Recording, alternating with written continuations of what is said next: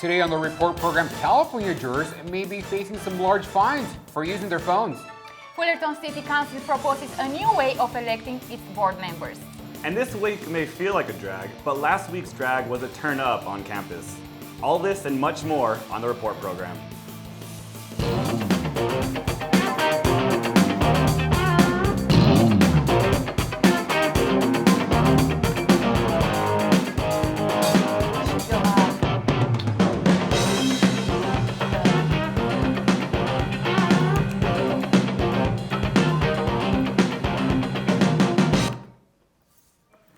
Hello and welcome to the report program. I'm Eric Resendiz. I'm Roxana Paul. And I'm Gustavo Holguin.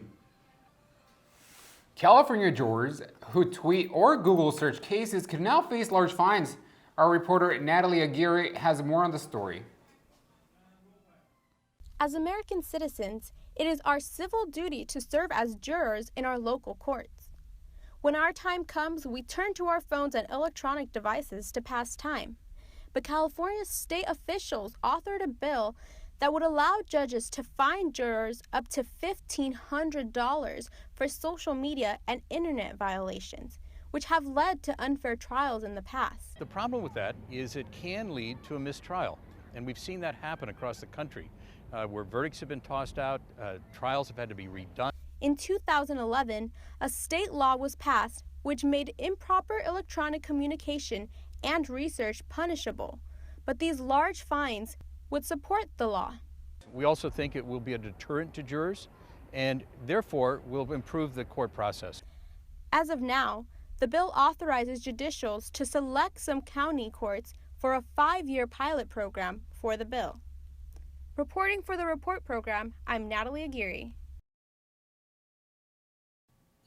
Reporter Jillian Salas covered last week's City Council meeting where they discussed the future of electing City Council members. Let's hear what they had to say. The City of Fullerton met Tuesday to discuss the issue of creating district electoral lines. Members of the public reviewed and commented on different test maps that would define the future voting process of Fullerton. The meeting was set in place after civil rights activist groups sued the city last year for the lack of representation of minorities on the council board. This move would transition the city's voting process from an at-large electoral system to a district electoral system if voted in November. Residents have until May to choose the map of their preference. The analysis of this shows that these districts do a good job of actually creating fair opportunities for all the different communities.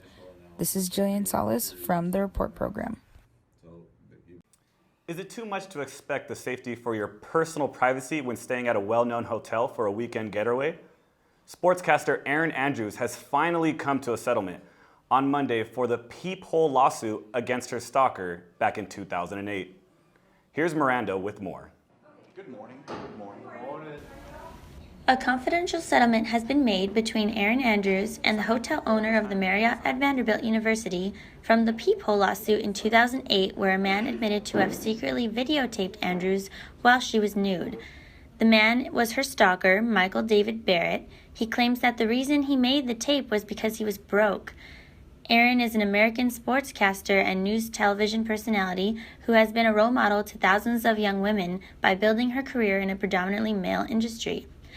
Clips and countless interviews and court hearings show Andrews devastated by such an inappropriate violation of her privacy. In one clip, Andrews speaks out, "Young women tweet at me all the time, saying I want to be just like you, minus the Marriott thing. But that was out of her control," she cried. It should be expected that owners and supervisors of any hotel establishment protect the safety and privacy of their patrons. Andrews is being awarded $55 million total, 28 from her stalker Barrett and 27 from the Marriott at Vanderbilt. This is Miranda Medina from the report program. Drivers may not have to worry about getting a ticket in the mail after being captured by a red light camera in the city of Placentia. After legal battles, the cameras may not be as helpful in preventing accidents as they appear. The report program's Christina Massari has more on the story. The Insurance Institute for Highway Safety reported 22% of traffic accidents are due to drivers running red lights. Many cities have installed red light cameras to subdue this trend. Placentia purchased and installed a traffic camera system that as of 2015 is no longer operational. And then I find out the city of Placentia paid to have video cameras installed all over the city and cabled back to City Hall, but then their lawyers decided that it wasn't worth actually using them because it's hard to get it to stand up in court. 39-year Placentia resident Fred Messeri discovered the inactive traffic system when he was in a 3-car pileup at the intersection of Bradford and Madison Avenue. Former Placentia City Treasurer Lee Cassidy said that the city was losing money on cameras and do not have the funds to keep them up. Loss of money has caused surrounding cities, Santa Ana and Fullerton, to vote to take their systems down. For now, taxpayers' money and inactive red light cameras sit at Placentia intersections. I'm Christina Messeri for the Report Program. Communication Week 2016 gave CSUF students the chance to meet and network with industry professionals. Reporter Chelsea Cooper has more. Comm Week at Cal State Fullerton was a great opportunity for students to get valuable information from industry professionals. The employment panel was tailored for how to get a job in the entertainment industry after graduation. Many students took advantage of the networking sessions that featured Disney, CBS, Walgreens, Univision, PMK, BNC, and so much more. Comm Week also highlighted many guest speakers, including Jason Leopold, an investigative reporter from Vice News, who's known for its infamous coverage of major world issues. All in all, Comm Week gave students and professors a lot of insight into how to be successful in the entertainment industry, whether it be for broadcast, print, PR, or even advertising. I'm Chelsea Cooper for the Report Program. It's always nice to know that my school gives back to its communication students. But speaking of Cal State Fullerton, its housing is now on the map for a drag show venue. Last week, they hosted their first show, and their mission was to do more than just entertain. Eric Resendiz has the story. Everything seems nice and calm here at the Housing Piazza. Let's just say that last week, the turn-up was real.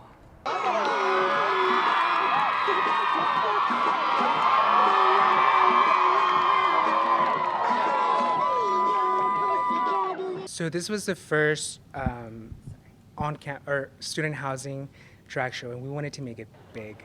We wanted to do this show to give people a different experience, but we also wanted to be sensitive to where people are at, where students might be. This might be their first experience ever seeing a man dressed as a woman. This is my first time ever being to a show like this. I think it's really informative and helping with people who don't know about the community, because just the writing on the chalkboard I think was really helpful too. So I think people get to learn more about the LGBT community. What better way to learn than by being part of the experience?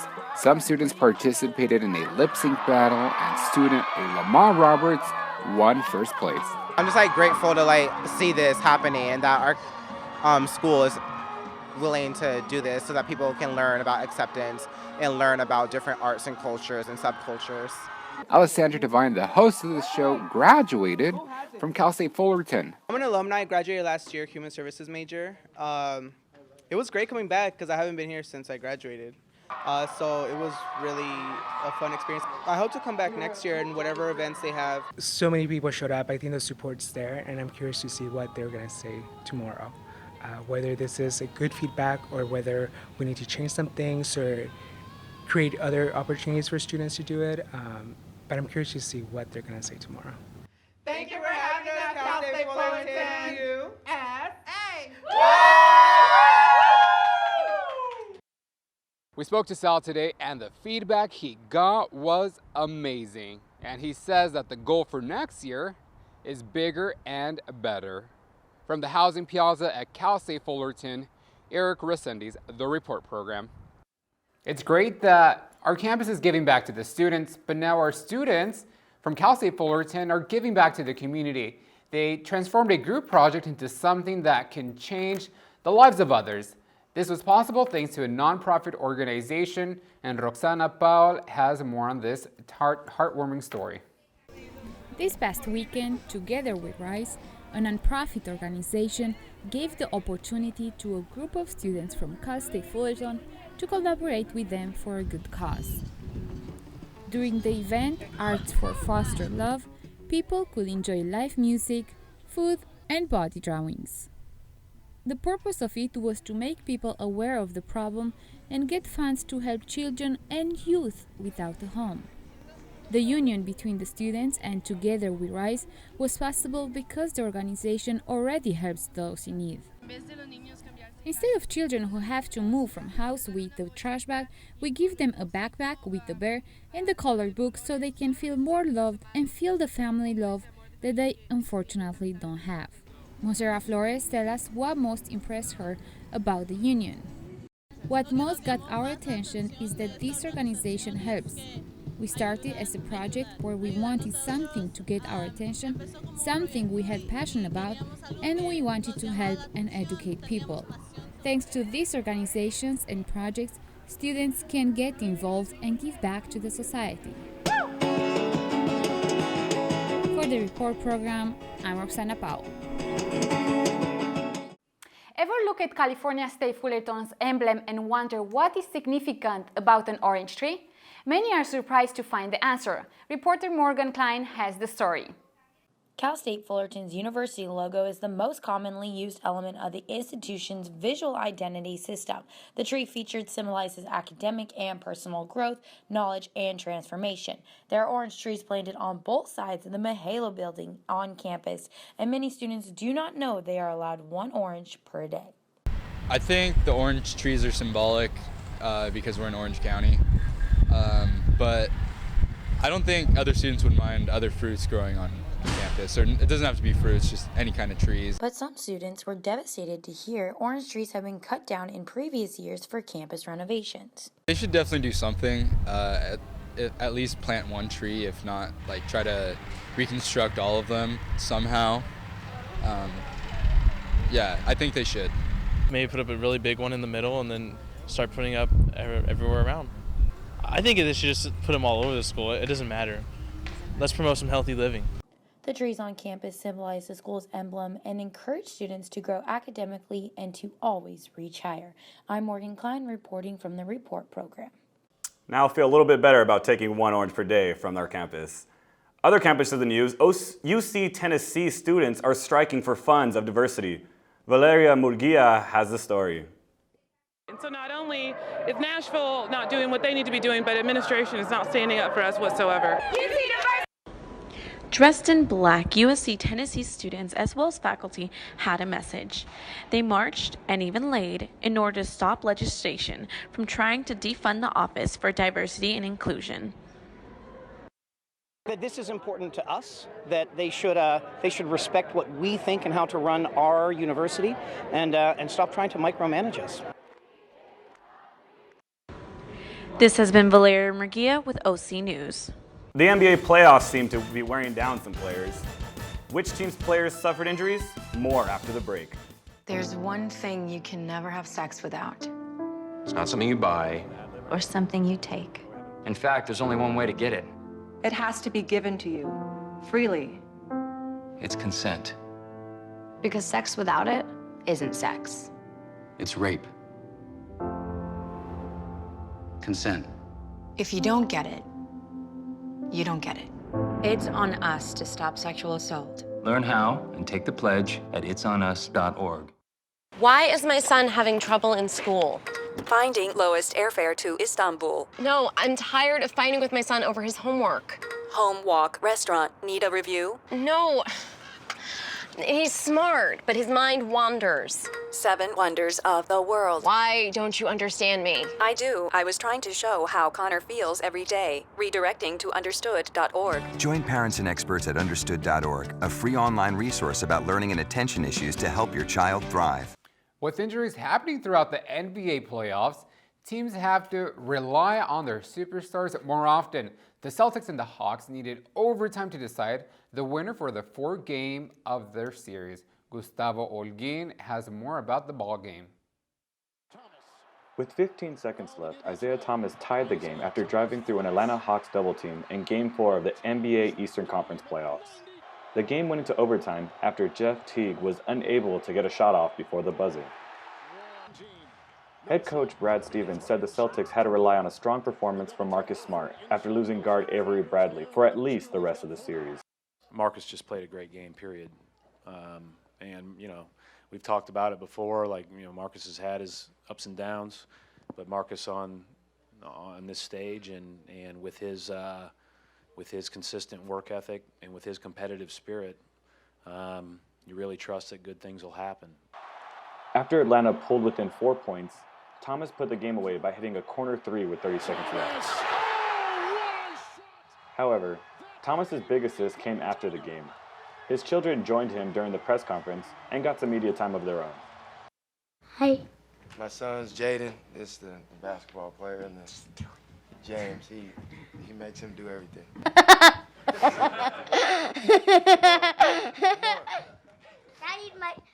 Isaiah is the greatest basketball player. This is Gustavo Holguin with the Report Program. Everyone is my pick. The Clippers faced the Trailblazer Monday night, but Clippers point guard Chris Paul lost more than just the game. Ashley Casas has more on the story. The Pacific Northwest, the usual sellout crowd, the 20,000 turning out, and this. The Los Angeles Clippers faced the Portland Trailblazers Monday night in Game 4 of the playoffs. The game ended with a win for the Trailblazers with a score of 98-84. The win evened the series 2-2. But that wasn't the only bad news for the Clippers. Point guard Chris Paul suffered a fracture in his right hand while defending Trailblazers guard Gerald Henderson. Crowd wanted a foul. Paul with the steal. Reddick with athletic trainer Jason Powell taking a look. Right wrist. I think he's. I saw him hold his right wrist. He got a steal on the. Paul was taken out with 6 minutes and 7 seconds left in the third quarter of the game. Paul will be reevaluated Tuesday in Los Angeles, but team sources indicate that surgery will likely be needed and that the normal recovery time for this injury is anywhere from 3 to 6 weeks. This is Ashley Casas with the Report Program. The Clippers aren't the only one that are getting a little bite from the injury bug. The Golden State Warriors are as well. They were off to a hot start in this year's NBA's playoffs, but their chances at defending their title took a hit this past week when it was revealed their best player will miss game time due to an injury. We now go to Gregory Bertato for more on the story. The 2016 NBA playoffs are officially underway, and for the Golden State Warriors, a quick 3-1 game lead over the Houston Rockets has them almost surely advancing into the next round. How much further they'll go after that is now a question that everybody in the NBA is asking. Injuries to superstar Steph Curry have the Warriors' chances of defending their title in serious question. When asked about losing Curry to injury, teammate Klay Thompson shared his thoughts about the team moving forward. Concerning obviously not having our best player, but you know, no one's going to feel sorry for us. Life is obviously more difficult on the court without him because he does so many great things, but at the same time, we still have a job to do, and we still got a very capable team and such a deep team that was built for if something like this does happen, we can hold on for a while until he comes back. Tests revealed that Curry suffered a sprained MCL, and it is unclear just how long he will have to sit. Warriors general manager Bob Myers, who was with Curry at his MRI, had a few words to say about a possible timetable. It's one of those things where we attempted to put a timetable on it, which is 2 weeks. We're going to reevaluate it, but we'll know a little bit more hopefully after the first week. It's how his body responds to rest, treatment, things like that. There's nothing surgical needed, and like I said, it's unfortunate, but we got a game in 2 days, and we'll focus on that, and we'll move forward the best we can. Without Curry, the Warriors are still a team that is deep enough to remain competitive, but it is obvious that the team would rather have their superstar on the court, not the sidelines. The Warriors will be left with the task of playing without their captain, and you can be sure that opponents will be looking to take complete advantage of his absence. For the Report Program, I'm Gregory Bertato. Transitioning from the hardwood to that diamond, Titan baseball returned home Friday night after a midweek contest at CSU Bakersfield. They look forward to extending their winning streak against UNLV for a non-conference matchup. Now could they? Well, Jasmine Arenas has the highlights. Titans looking to extend their 4-game winning streak versus the UNLV Rebels. Bottom of the first, we go. Titans up 1-0. Runners on first and second when Timmy Richards delivers an RBI single up the middle to double the lead, 2-0. Top of the second, we go. The Rebels would respond back. Justin Jones at the plate tells the dealer, "Hit me," and delivers a 2-run jack to right field to tie it up at 2. But Connor Siebold would settle down, striking out 3 consecutive Rebel batters. Don't mess with Siebold on the mound. The Titans would put the game out of reach in the bottom of the 8th with a score of 8-4. Colby Kauhaha turns on the 3-1 pitch and smacks a 2-run double off the left field wall, scoring 2 Titans. 2 batters later, Tristan Hildebrand doubles down on the Rebels, increasing the lead to 12-4.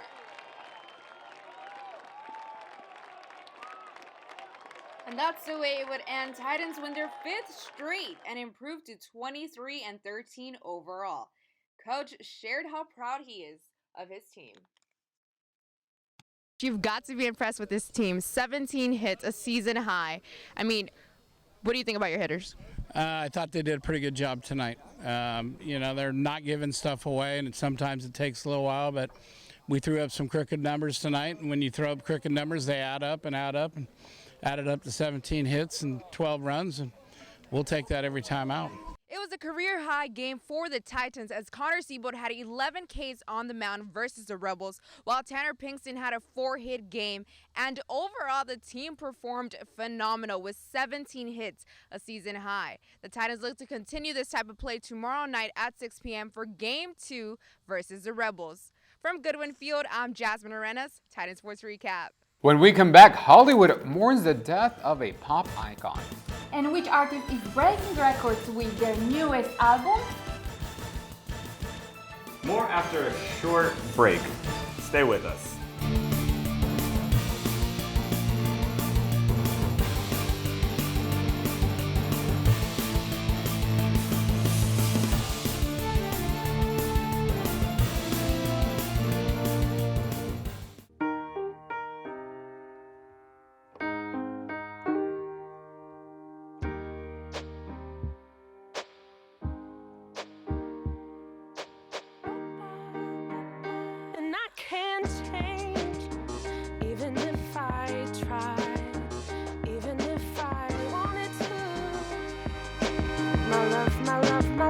Keeps me warm. She keeps me warm. She keeps me warm. She keeps me warm. She keeps me warm. She keeps me warm. We are neighbors and best friends. I love my sister. My heart doesn't see race. Love is love. Our family is no less than any other family.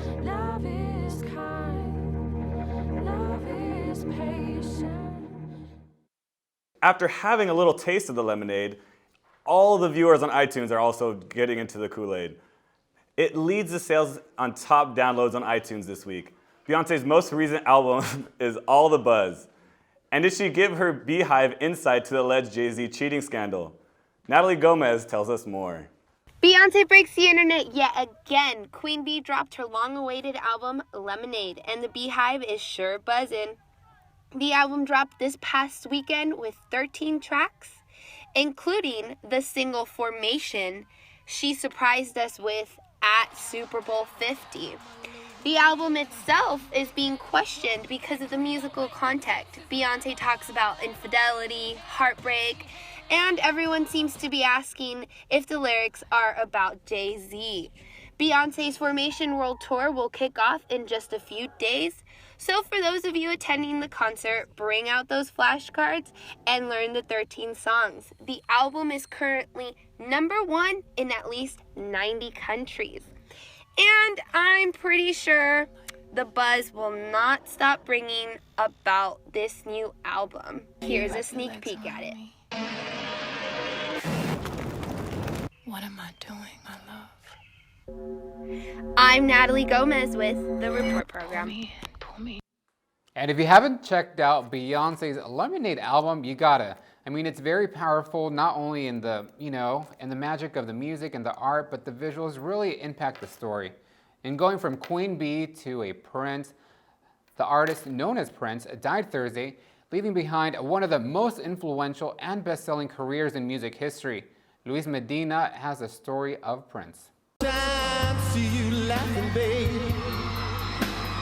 Only wanna see you laugh. Singer, songwriter, multi-instrumentalist, and actor Prince Roger Nelson was born on June 7, 1958 in Minneapolis, Minnesota. In 1978, Prince was signed to Warner Brothers Records as a teenager. In 1978, Prince released his first album, For You.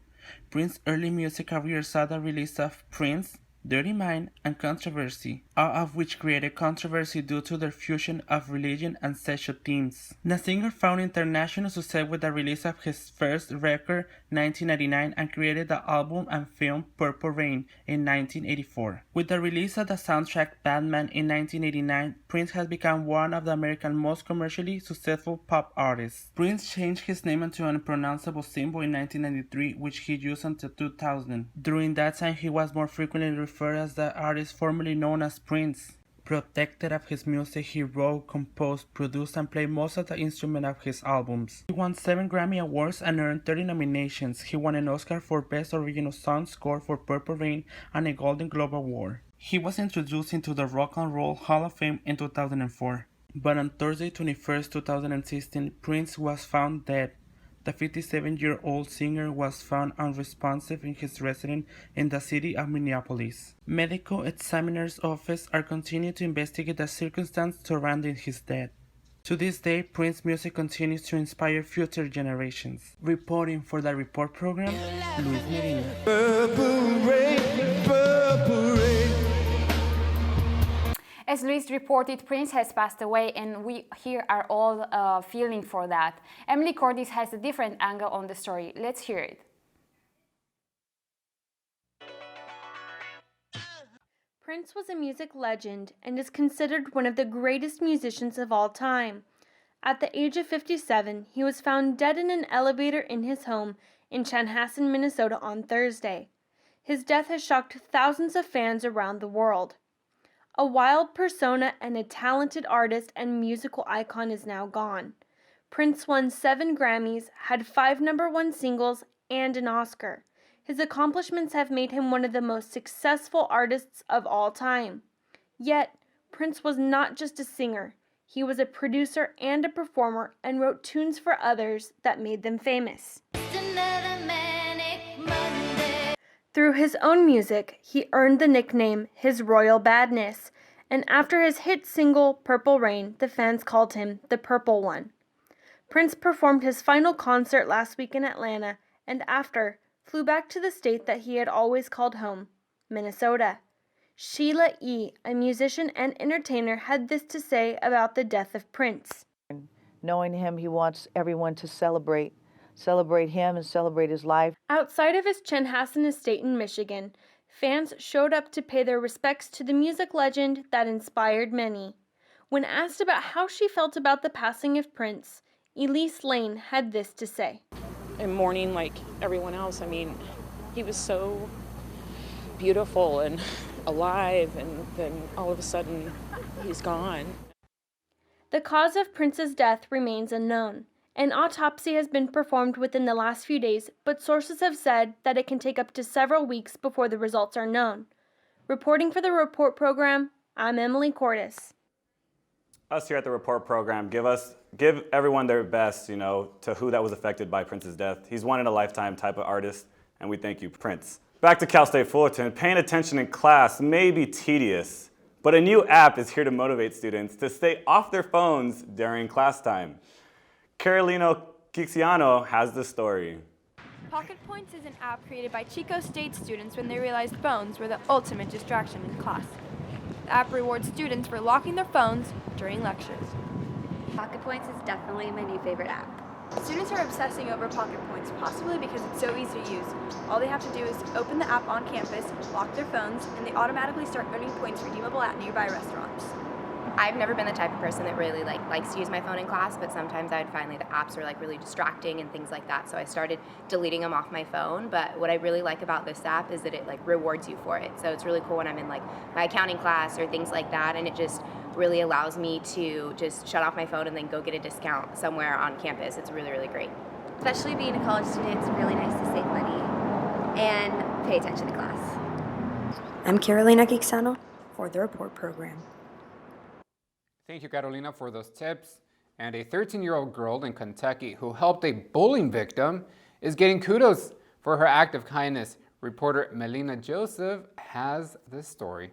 Hi, honey. How are you? Thank you. Amanda Gardner wasn't quite sure how her son got new shoes. Never met her in my life. She knew they were nice and they were needed. It's not something my family can always afford. He had been wearing my Nikes that I had, and they were about 8 years old. This is what my baby does, y'all. This simple act of kindness is touching hearts across the nation. A 13-year-old girl named Shaylin Hampton met Richard Barrow Sunday when he came to play basketball outside her home. Surrounded by bullies, 11-year-old Barrow was being teased because he had holes in his shoes. That my shoes look raggedy and that I shouldn't be playing with them. How did that make you feel? Actually, really sad. Sneaker collector Hampton took it upon herself to help Barrow out. She went inside her home and returned with a new $200 pair of Nike LeBrons. They're just completely changed. Cried for hours, and I couldn't stop because I could not believe that a 13-year-old actually stopped somebody from bullying my child. Hampton's mother posted the video on Facebook to stop him from being bullied. The story now going viral. I've got people in California, one in Australia. The councilwoman in our area has reached out to us. Fox News affiliates have reached out to us. Ellen. Inspiring others. I realized that your net was torn. Got you a new one. I didn't think it would turn out to be such a big deal. I was just trying to be nice. The 13-year-old girl who gave a selfless gift, bullying is not right, feels what it's like. I tell her every day, thank you. You are his angel. To walk in someone else's shoes. There's a lot more that needs to be done in the world. I'm Melina Joseph reporting for the Report Program. Stories like this are very powerful, and we need more people like her to lead us and help change the world. That's all from here at the Report Program. Make sure to tune in next Tuesday for more news. Thank you for watching and have a great day.